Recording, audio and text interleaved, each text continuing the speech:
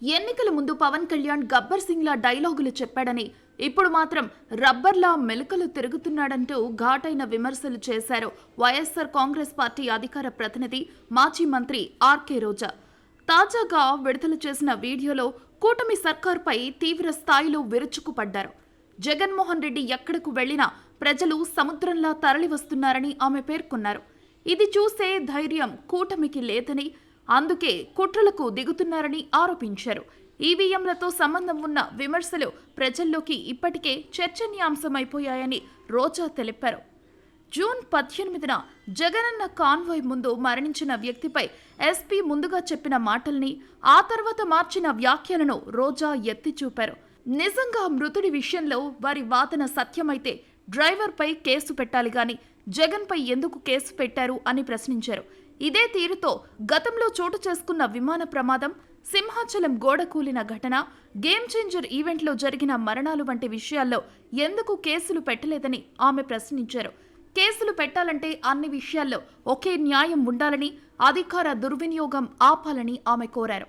ఎన్నికల సమయంలో ప్రజల్ని అబద్ధాలతో మోసగించి ఓట్లు కొట్టుకున్న కూటమి నేతలే మానవత్వం లేని వారు అని రోజా పేర్కొన్నారు. కరోనా సమయంలో జగన్ ప్రభుత్వమే ప్రజల ప్రాణాలను ఎలా కాపాడిందో రాష్ట్ర ప్రజలు మర్చిపోలేరని చెప్పారు.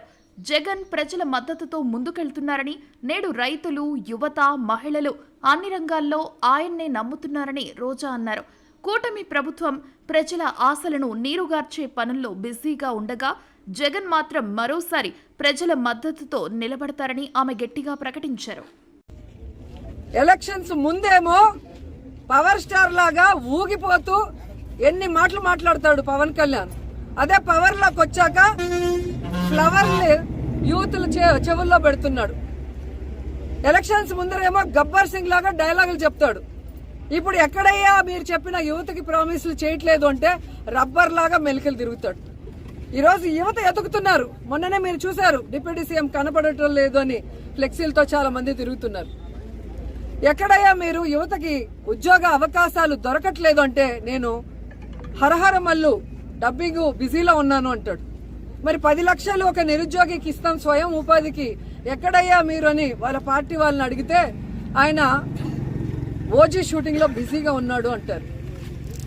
ఇంకొకరు వెళ్ళి నిరుద్యోగ భృతి అన్న ఇవ్వండి అయ్యా, ఉద్యోగం ఇచ్చే లోపల 3,000, ఇప్పటికే 13 నెలలు అంటే 13 × 3,000 బాకీ ప్రతి కుటుంబంలో ఉన్న నిరుద్యోగికి అంటే ఆయన ఉస్తాద్ భగత్ సింగ్ షూటింగ్ లో చాలా బిజీ, మా ఫోన్ కే అందటం లేదని జనసేన వాళ్ళు అంటున్నారు.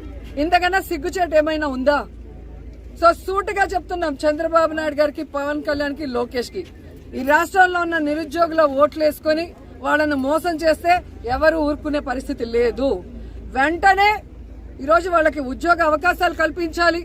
లేదంటే అంతవరకు నిరుద్యోగ భృతి ఈ 13 నెలలతో సహా కలిపి ఇవ్వాలని కూడా ఈ సందర్భంగా అడుగుతున్నాను.